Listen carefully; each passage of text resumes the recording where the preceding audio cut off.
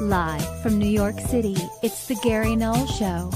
And now, your host, Gary Null. Hi, everyone. I'm Gary Null, on location and on a telephone today because I'm not where I have access to the Internet. We're going to be talking, of course, about health and healing. But then we have a lot of very interesting and diverse audio clips to share with you.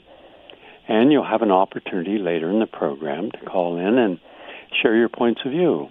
And we've had some very interesting and well-articulated discussions this week by people in the audience.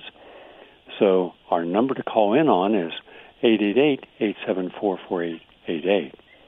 I'm going to begin going right into health and nutrition early because some of these audio clips are a little longer than normal. First off, for those of you who eat fish, the healthiest fish is the fatty fish. And according to the University of Eastern Finland, fatty fish and camelina, that's C-A-M-E-L-I-N-A oil, you probably haven't heard of it before, are beneficial for your cholesterol levels, keeping them in the good range and enhancing the best cholesterol.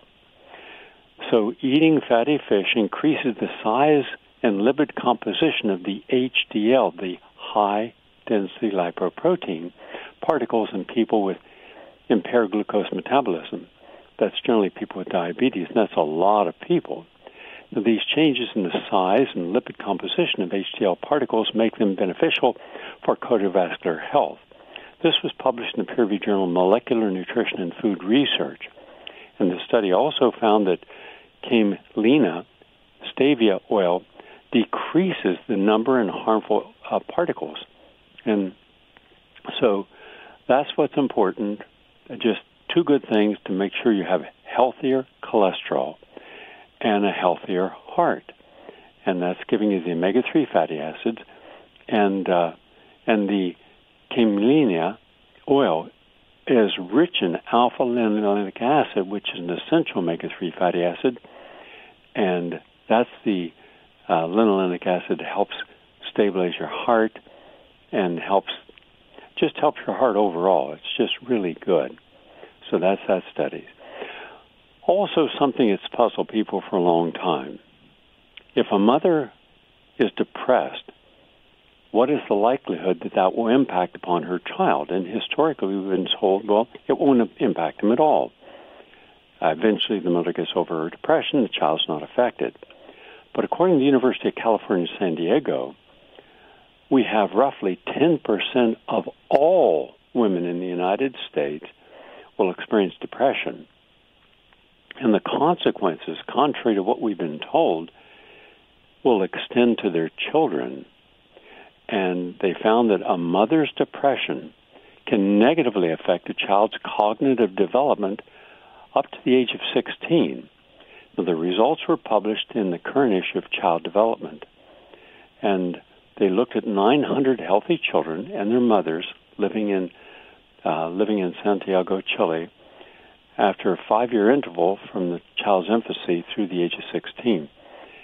And they observed how affectionate and responsive mothers were to their children at each age of life, as well as how much mothers provided age-appropriate learning materials. And what they found was that if a mother is going through depression, the child begins to have verbal cognitive problems. And then they also do worse on IQ tests. And that's because they're picking up what science did not recognize, which is what is known as the epigenetic, or epi meaning larger environment, the genes. So the environment that you're in, the people in that environment, how healthy or unhealthy, how happy or sad, how angry or calm they are, directly impacts everyone else in that environment.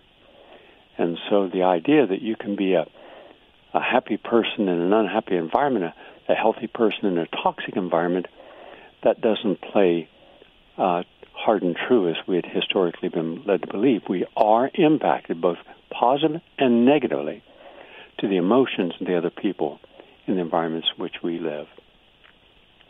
Also from the University College London, a mother's diet before conception affects a child's health. I've been saying this a long time. In fact, I remember talking with a group of women in a health support group who had been infertile. No matter what they've tried, they were not able to conceive. And so we first did the obvious. We went through all the things that could adversely affect a man's sperm, alcohol and chemicals in the food, and got the men on a very pure, healthy diet, then detoxified them from heavy metals like mercury in the teeth and lead, and got the chelation going. And generally chelation either with EDTA, which is a chemical that goes in the body and it binds to heavy metals and takes out through the urine, or natural chelation, such as alpha-lipoic acid, vitamin C, the chlorophyll from chlorella or spirulina. Those all have a capacity to grab the heavy metals and take them out. Not as powerful as if you were to do EDTA, but certainly powerful enough. And over a period of 2 years, by detoxifying the male and enhancing the sperm, and by detoxifying the female and enhancing her ovaries and reproductive system, the vast majority of the women were able to conceive healthy children. Now, if you look at the rationale here, if a person who is unhealthy at some level is able to reverse that and get healthy, then imagine what would happen if a person is unhealthy. Let's say they don't pay attention to their diet.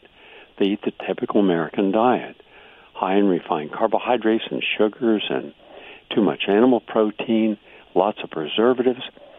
That means then that you're going to be causing problems. And this is exactly what this study from the University College London showed, that a child's health can be compromised not only by a mother who smokes or drinks during pregnancy, but if she's overweight, if she's obese, if she has a poor diet.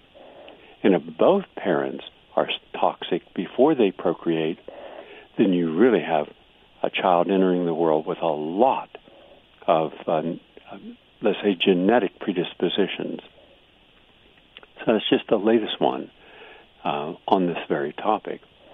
Also, when we're looking at foods that heal and foods that cause disease, we have to be looking at the cruciferous vegetables because they're really the superstars. And it was about 10 years ago that we learned that broccoli sprouts, which are very easy to sprout, you can sprout them all day long on your kitchen table, they are very beneficial. Now, we knew they were beneficial because of two chemicals, indole-3-carbinol, or I3C, and the isothiocyanates. These are natural sulfur-based chemicals in the food that helps detoxify the body, but also helps prevent cells from mutating, cancers from spreading, even the protection against cancer. So that's why most people eat their cruciferous, broccoli, cauliflower, kale.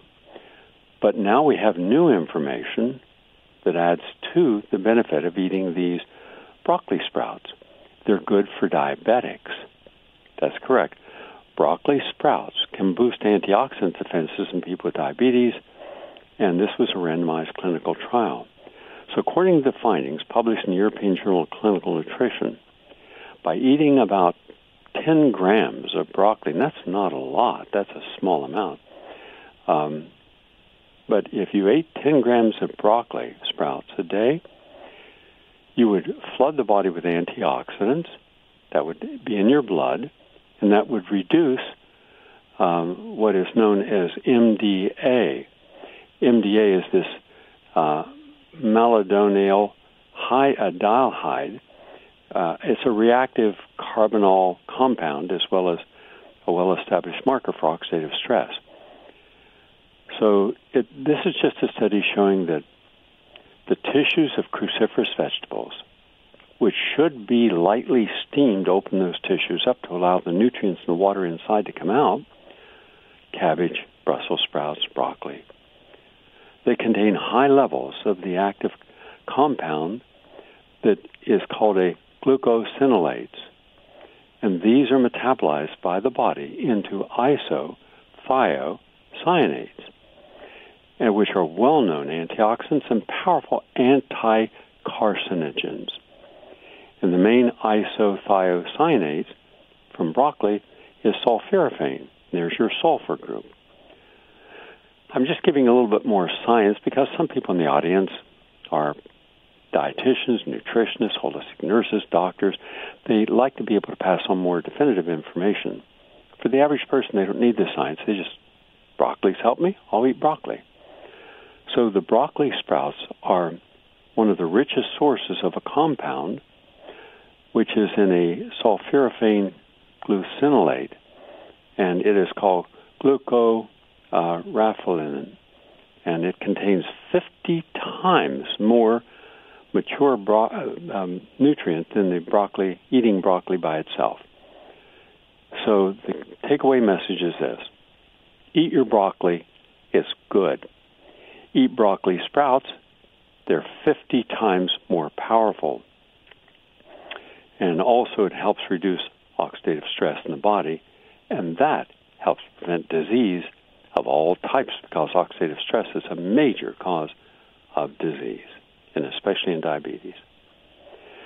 For those women, according to the University of California Health System at Davis, who start prenatal vitamin early, you're far less likely to have a child with autism.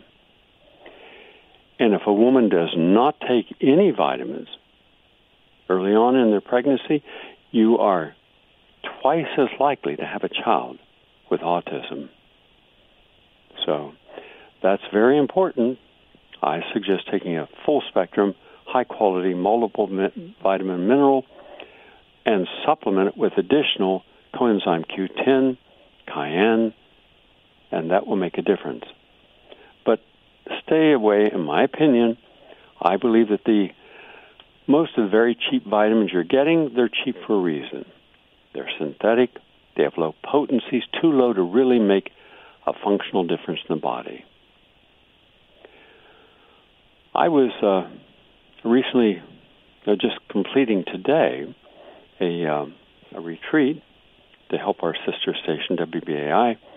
Looks like we are going to be able to purchase around 1,000 premiums and get them out immediately that people otherwise would not have gotten. So the retreat was very beneficial, but it was very beneficial for the people. In fact, right after this program, I will be, before they leave today, I'm having them go, just those who want, go to a telephone and say, here's what happened.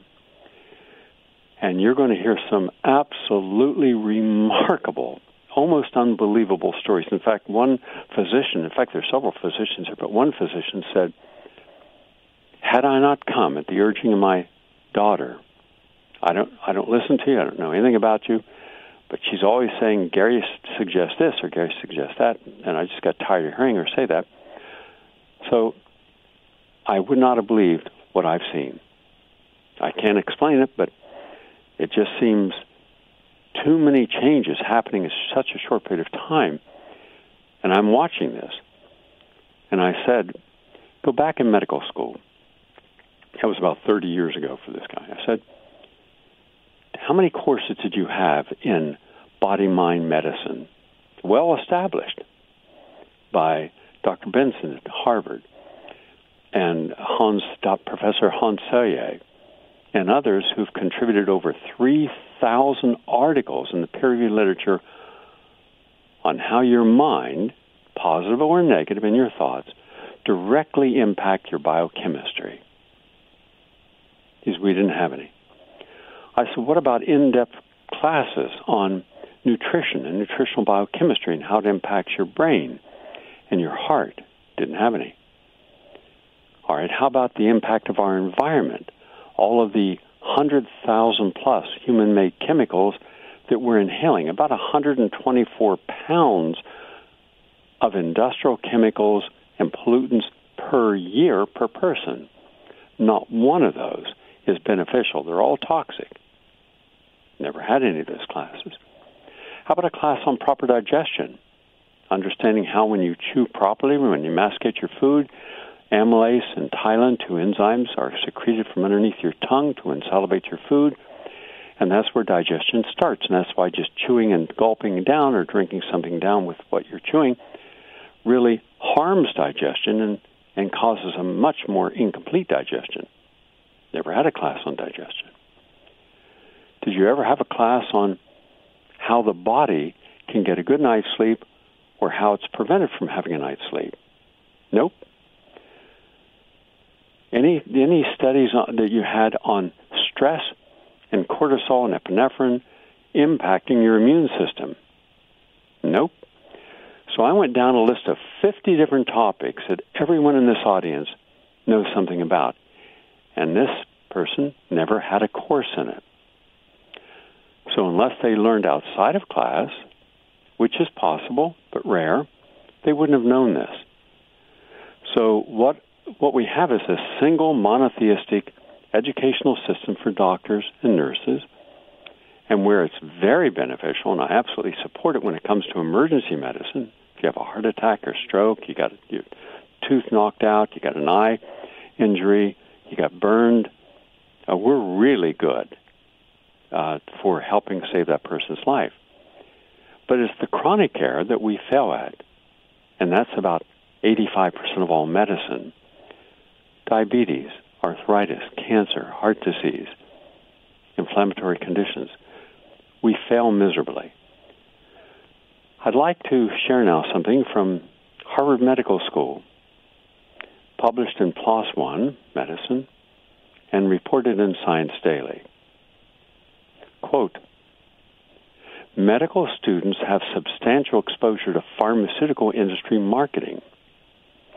Medical students in the United States are frequently exposed to pharmaceutical marketing even in their preclinical years, and the extent of their contact with industry is associated with positive attitudes about marketing and skepticism towards any negative implications. These findings from research led by Kristen Osted and Aaron Kesselbahan from Harvard Medical School suggest that strategies to educate students about interactions with pharmaceutical industry should directly address widely held misconceptions about the effects of marketing. The authors examined all published studies on this topic and collected the results from 9,850 medical students in 76 medical schools. And the authors found that most students had some form of interaction with the pharmaceutical industry, and the contact increased in the clinical years with up to 90%, that's 90% of all clinical students receiving some form of educational materials from the pharmaceutical industry. Most students thought it was ethically permissible to accept gifts from drug manufacturers and justified their entitlement to gifts by citing financial hardships or by asserting that most other students accepted gifts also, why not them? Also, 2/3 of students reported that they were immune to bias induced by promotion gifts or interactions. Students' opinions were split on whether physician-industry interactions should be regulated either by medical schools or the government. So here's what this means. And it's just be very pragmatic about it. When you walk into a doctor's office, let's say you walk into the office of a oncologist. That oncologist, for example, in California, has the right to suggest chemotherapy. Now, whether there's actual science from a peer-review real gold standard, a placebo versus none, almost always it's one chemotherapy against another chemotherapy. That's not a placebo. That's not a double-blind study. That's a fraudulent study. And that's most of what they do. But if you had 1,000 patients who had pancreatic cancer and you gave them a healthy diet, healthy lifestyle, lots of good nutrition and exercise and positive reinforcement, that would be a legitimate group. To give people a very typical bad diet, the diet that's caused their cancer, and no exercise, and put them in a situation where they feel hopeless and stressed, that's not a placebo on any level. And then another group could give the chemotherapy agent. But if you took the chemotherapy and you took the healthy lifestyle person and you followed them for 5 years to see how many lived, what was the quality of their life during that period of time, what other conditions developed because of their healthy lifestyle or because of the chemotherapy, that's legitimate. That's never, ever, ever been done in the history of cancer research. And they know better than to do that. That would be the kiss of death for the entire cancer fraudulent industry. But they're not going to do it. And they know why. That's the kind of comparison they don't want. So let's say that a drug that you're going to get every month for, let's say, 24 months, the manufacturer charges the physician directly $5,000. The physician charges you $12,000. The physician's made $7,000 per month. Let's make it simple, 100 patients. All right. If you're making 7,000 times 100 per month, that's $700,000 a month. That does not include any of their expenses, hospitalization, the in-clinic expenses. And let's just say that at the end of a year, you've made an extra almost $8 million. What is the incentive for you to look for other therapies that would not be financially rewarding to you? And yet, where we have greed permeating every industry, when a legislator does it, takes all that money and then votes for an NRA bill or votes for Monsanto or making mandatory vaccines or votes after getting money from the military-industrial complex to go into countries and regime change or start wars. Everyone, no matter what your political persuasion, will say, yeah, clearly money shouldn't have been allowed in the hands of any politician since they're all sociopaths to begin with. You all know that. I know. We all know that. You know, occasionally you might have a good one, and we've had some good ones, but they're in the minority. But the majority are corrupt. And they're generally, let me put it this way. Anyone who needs power gained from other people is the last person who should have any power. And the people who don't want power over the people are never given a position of power. We've never, ever in the country's history voted into office anyone at any level who came from a spiritual background, not a religious background, that's utterly corrupting, a spiritual background. But when it comes to doctors and medicine, we just can't take that step forward to accept that maybe the money they're making has in any way contributed to their bias in how they select a therapy or what they're not willing to look at. And that is a shame on us moment, because this year over 530,000 Americans will die from cancer, but we refuse to accept how many will die because the treatment itself causes cancer. Radiation and chemotherapy are both strong carcinogen progenitors causing cancer. We will refuse to accept that when someone dies of diarrhea and is cachexic, they were not affected by diarrhea and they were not wasting away prior to the chemotherapy. It's one of the side effects. You can also have it with radiation. One of my closest friends, Jerry Krupman, a really outstanding photographer, went to the VA and they gave him massive amounts of radiation, a number of treatments that just you would never imagine. And when he called me, I said, tell him to stop. And they said, well, they're doing it preventatively. So I said, so there's no cancer. No, the cancer's out. But you keep going back every week and getting more radiation. Stop it. Don't do it, Jerry. But he didn't. And then about 3 months later, he shows up. I was down in Texas, the Healing Springs Ranch, and he said he couldn't hold any food down. and because of radiation sickness. And every single thing that he tried didn't work, and so he just kept losing weight, losing electrolytes, dehydrating. And I worked with him and started to get him to get some food to stabilize in there, mainly in liquid form. And it had to be literally sipped, like 1 tablespoon at a time. But he was my close friend, and I worked with him. And then one day, when I went over to get him in the morning, he wasn't there. Didn't know where he went. Had no idea. And I only heard later that he had gone into Dallas, the hospital, because he felt he was a burden. And so he went once again to the VA, and they gave him medications, and he died. I've had so many of my family and friends die of cancer who didn't have to.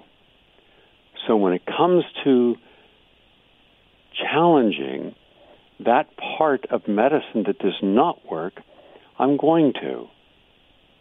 And if people feel uncomfortable about that, or doctors resent the fact that someone actually will stand up and challenge them where appropriate, and they can't handle that, that's an issue we should openly discuss in our society. Because then I decided to put some energy into this to see, was this just an isolated case or two, or was this more?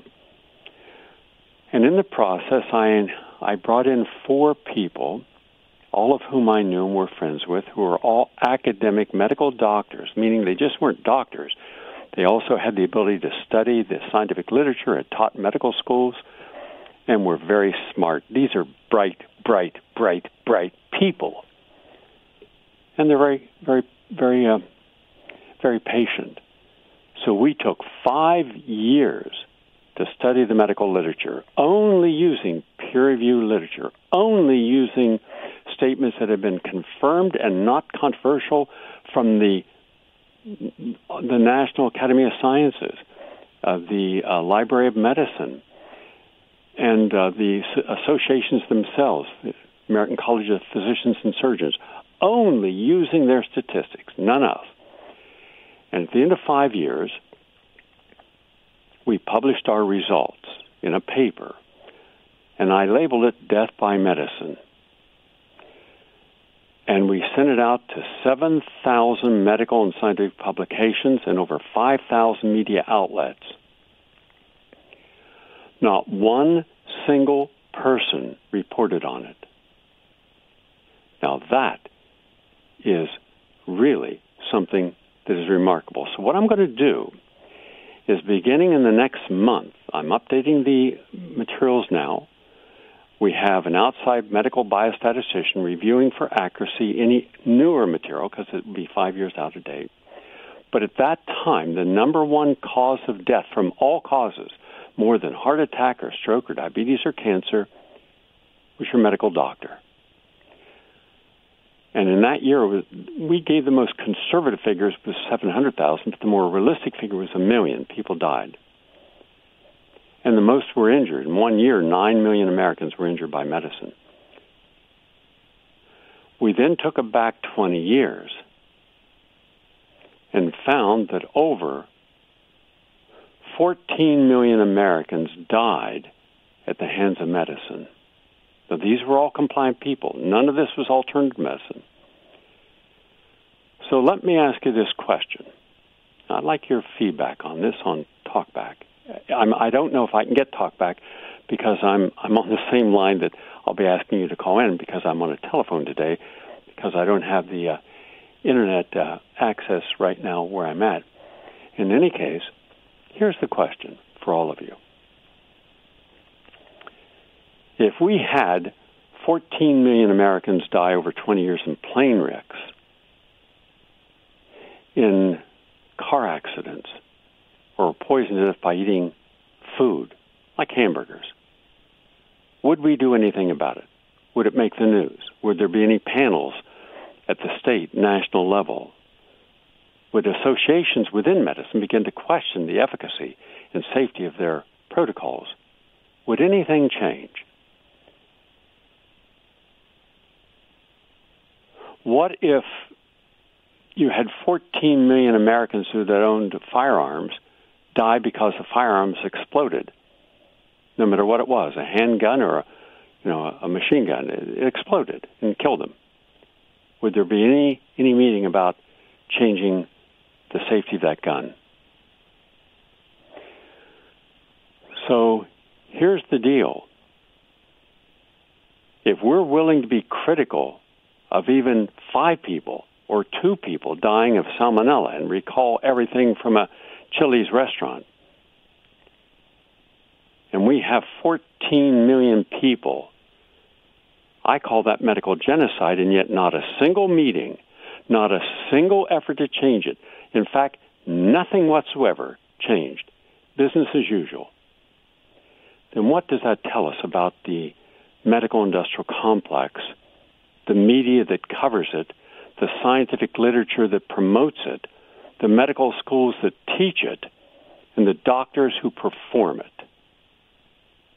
What exactly does that tell you? Or are we not still willing to acknowledge that the number one murderers in America is the medical establishment? And they're rewarded for it, they're praised for it, and they're esteemed for it. Now, how do you wrap your mind around that? If you can call in, and if my engineer can get the calls through, I'd like to hear from you, please. Our number is 888-874-4888. Now, I have some audio clips. Unfortunately, because I'm not at my computer and we select our audio clips a month in advance for each show, we're going to play you some, though I can't give you the exact title, but you understand what they're about. They're self-explanatory. But the one is by an O'Neill. And O'Neill is this firebrand Irish commentator. He's one of these in-your-face people. But boy, does he lay some points that we can agree or disagree with, but I believe that we need to hear these so we can discuss or debate the issues he's addressing that are not being discussed or debated openly and fairly and honestly and objectively by anyone in the mainstream media. We'll take his clip first.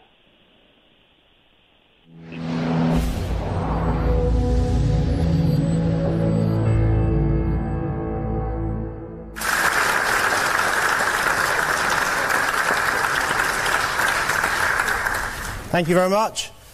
700 years ago, if someone had come to Oxford and stood here and said, I think everyone should be allowed to read the Bible, even peasants, that person would have been described as offensive.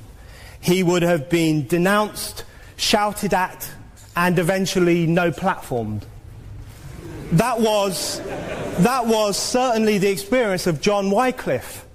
In 1382, he was banished from Oxford for, among other things, translating the Bible into English. His work was described as an offence against the ecclesiastical order. 200 years ago, if someone had come to Oxford and stood here and said, I don't believe in God, that person would have been described as offensive. He would have been ridiculed, yelled at. That was certainly the experience of Shelley, who in 1811 was banished from Oxford for writing a pamphlet called The Necessity of Atheism. One historical account describes how Shelley's pamphlet caused maximum offence. It describes how fellows and students at New College swept the pamphlets up and disposed of them, much like today's students sweep up copies of The Sun, which they also describe as causing maximum offence. 100 years ago, if someone had come to Oxford and stood here and said, I think a man should be allowed to have sex with another man, that person would have been described as offensive. He would have been booed, hissed at, no-platformed. That was certainly the experience of The Chameleon, an openly gay Oxford magazine which in 1894 survived for one issue only. Why? Because it was offensive. One observer described it as an insult to the animal creation, and said it would have a dangerous influence. In other words, it made Oxford an unsafe space, and it had to be stopped. Much as today's student leaders ban lads' mags in the name of preserving safe spaces for students. So when today's student leaders clamp down on offensive stuff, they're actually carrying on a very long tradition. A tradition whereby the creme de la creme of British society take it upon themselves to police the parameters of acceptable thought and to exclude offensiveness from the academy. Throughout history, the church, politicians, universities have always branded certain ideas offensive and have waged war against them. Today, student leaders do the same. They carry out one of the oldest, foulest forms of intolerance, intolerance of anyone who gives offence. But giving offence is good. In fact, it's essential. Humans have long had the urge to offend against the natural order, the religious order, the moral order, and in the process, they have pushed humanity forward. In fact, pretty much every leap forward in history, pretty much every freedom we enjoy is a product of individuals having given offence, having offended against the orthodoxies of their age. Offensiveness is not just something we have to begrudgingly accept. Offensiveness is the motor of human progress. Copernicus offended Christians when he said the sun was at the centre of the universe. He really hurt them. And in the process, he made the world a better, more understandable place. John Wilkes, the 18th century radical journalist, offended everyone. He packed his newspapers with sex and lies and stories about bishops buggering their maids and so on and so on. And in the process, through his struggles with the authorities, he gave birth to press freedom. The newspaper Gay News caused profound offence to Christians in 1976 when it published a poem about a Roman centurion giving Jesus Christ a blowjob. And in the process, in its struggles with the authorities, it started a debate about the blasphemy laws, which eventually led to their abolition, expanding freedom of speech for all of you, for everyone. Question? No. The right to offend... The right to offend is not some pesky little part of freedom of speech that we have to put up with. It is the heart and soul and lungs of freedom of speech. It is the coursing lifeblood of human progress. It is the instigator of liberty and modernity and science and understanding. What a laughing stock today's student leaders are, that they can so casually dismiss the right to be offensive without realizing that their lovely, enlightened lives are the gift of individuals who gave offense. The gift of scientists, thinkers, agitators who bravely showed their asses to the dominant ideas of their era. Their offensiveness made you free. I know what some student leaders will say. Oh, but our no platforming is about protecting individuals. We only want to protect women from misogyny and black students from racism. So our intolerance is progressive. Please, how progressive is it to say that female students are so fragile that they can't cope with seeing a pair of tits in the sun? No, without falling apart. That doesn't sound progressive to me. That sounds paternalistic. How progressive is it to say that black students need these wise white student leaders to protect them from harmful ideas? Because that doesn't sound progressive to me. That sounds neo-colonialist.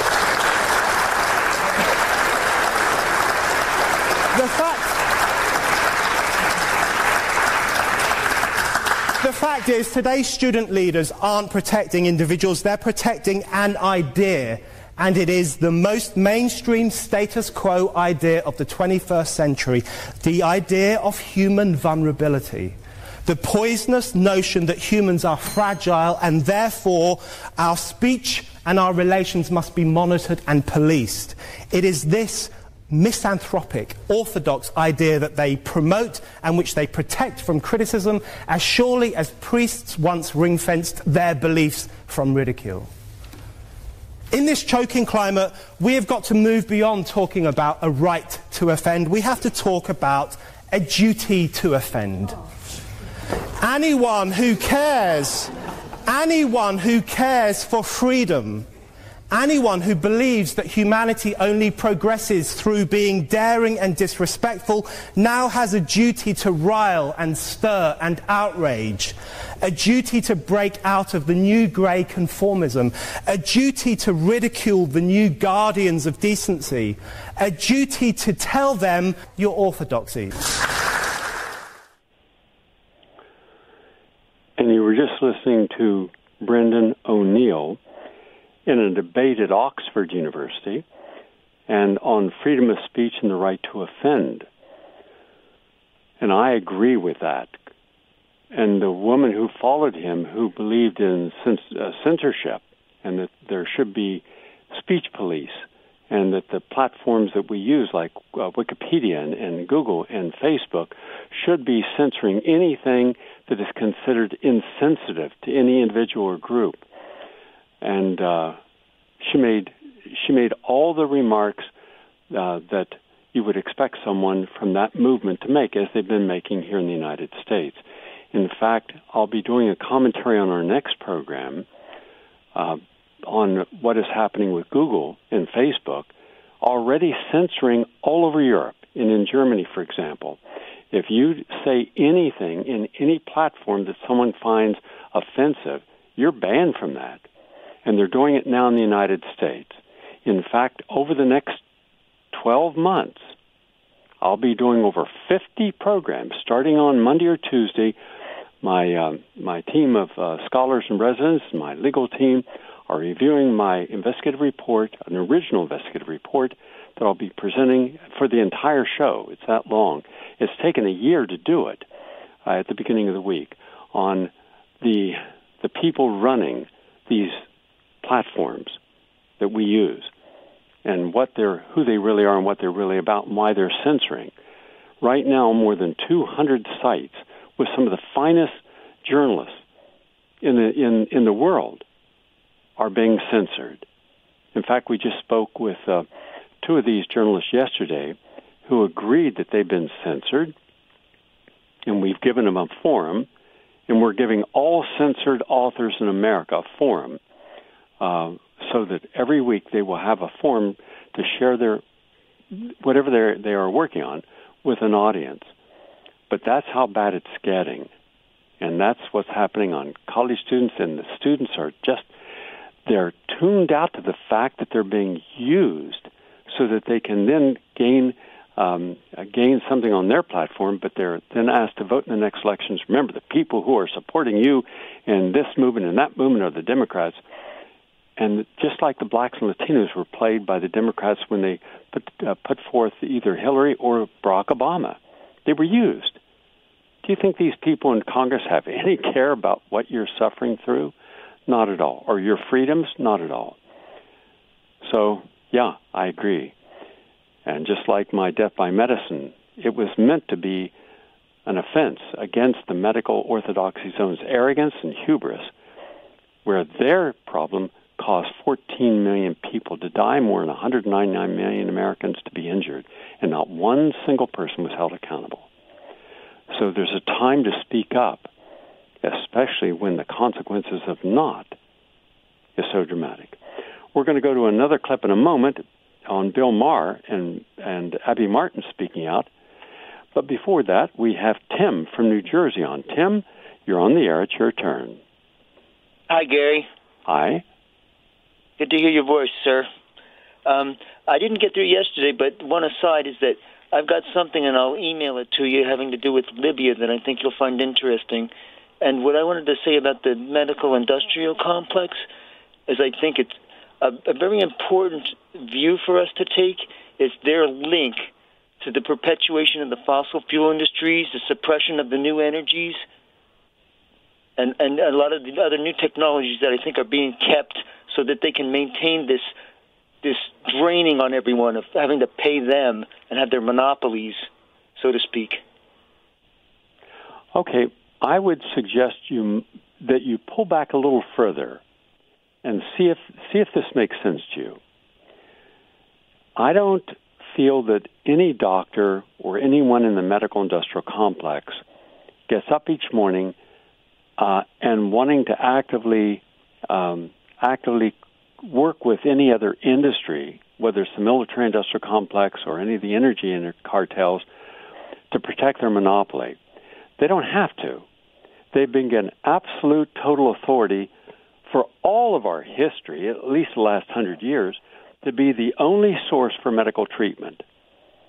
And in fact, it is so rigid and so complete that they have state medical boards. And these state medical boards look at every doctor. And if there's any doctor doing anything that is not considered current scientific medical practice or standard of care practice, they can be challenged, charged, or lose their license.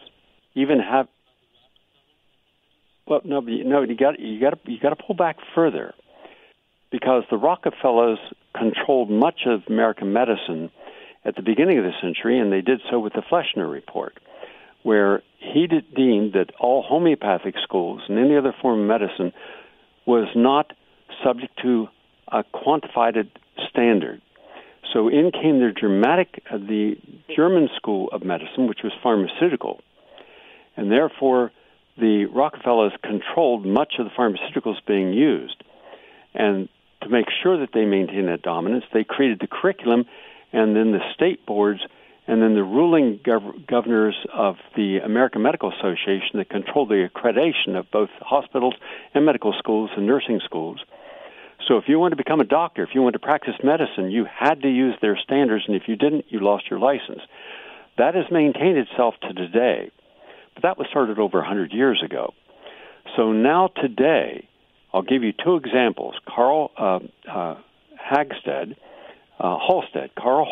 in California, board-certified physician, and he specialized in helping people who had cancer use a better diet and exercise, etc., to improve their outcome of whatever therapy they got.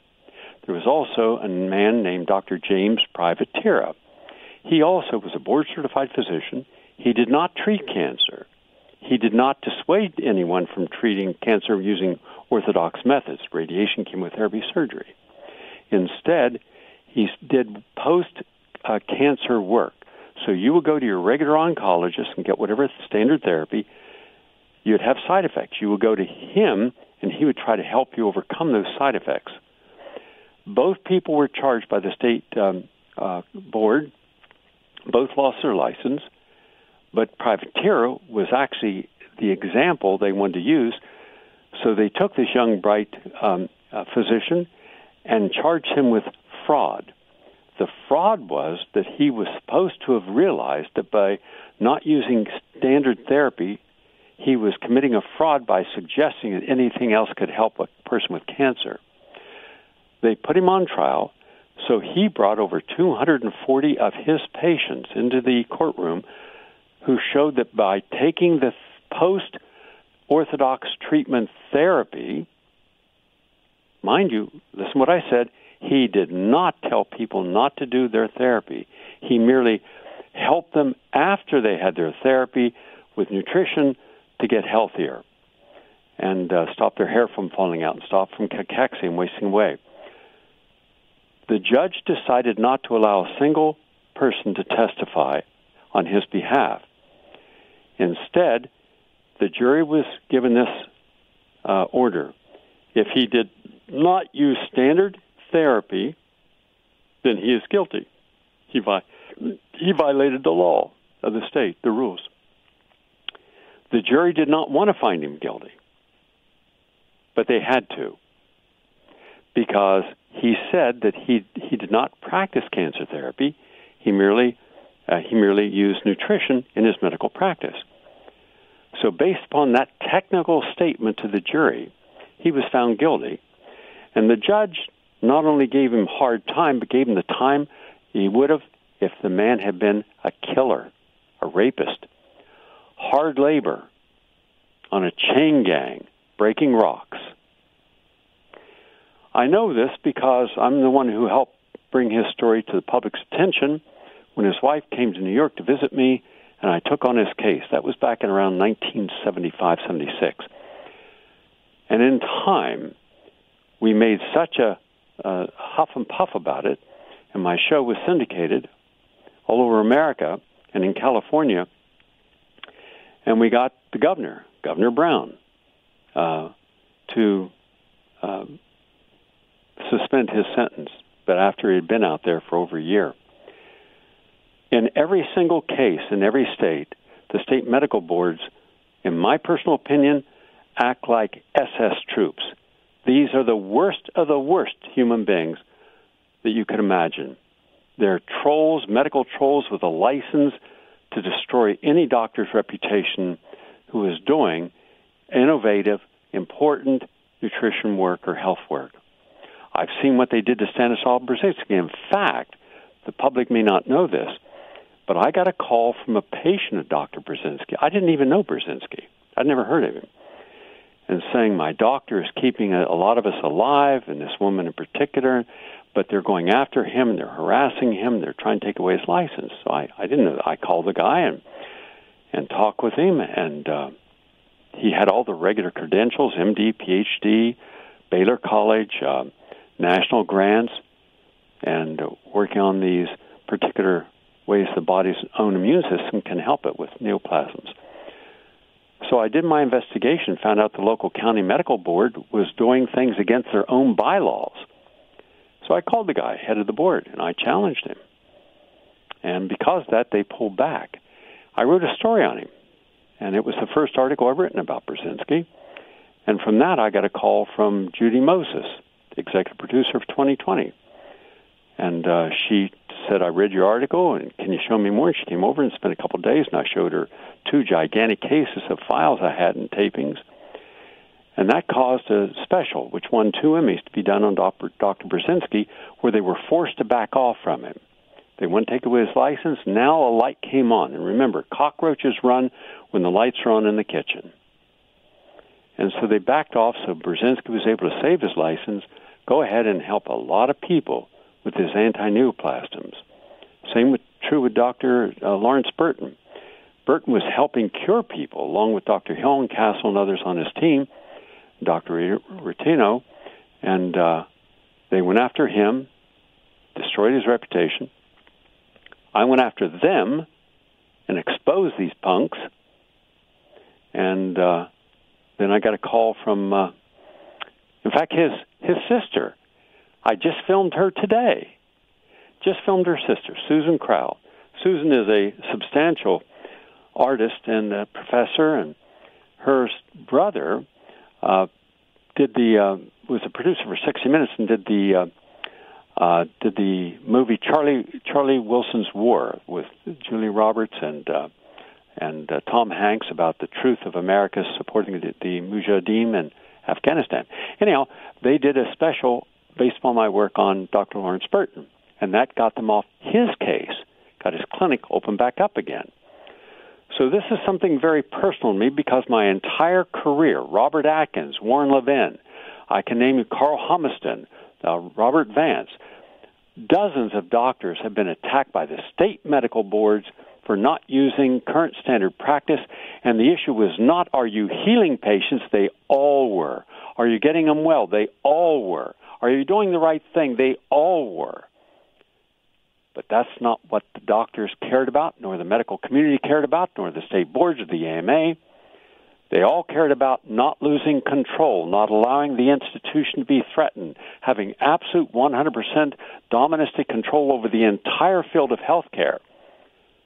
In fact, who do you think gave the documents, secret documents in the AMA that caused the lawsuits, that caused the AMA to lose the only time in its history back in the 1970s to lose a lawsuit that went clear of the Supreme Court and their guilt was upheld by the Supreme Court for the violating the Sherman Antitrust Act and restraint of trade by trying to destroy all alternative therapies with chiropractors and homeopaths, everyone. And they were doing it from the basement with a secret group of 60 people working there for 25 years. That's the AMA. Did anyone expose them in the New York Times? No, a little tiny article in the back. The 11 largest medical organizations in America were also found guilty. Their guilt was upheld at the Supreme Court.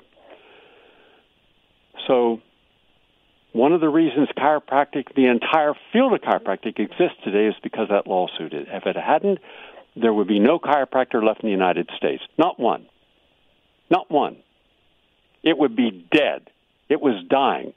The stake was almost in its heart because in the medical canons of ethics, the official canons of ethics of the AMA, every doctor in the United States had to accept and agree that chiropractic was an unscientific cult. You could not receive a patient from a chiropractor, nor could you recommend a patient to a chiropractor.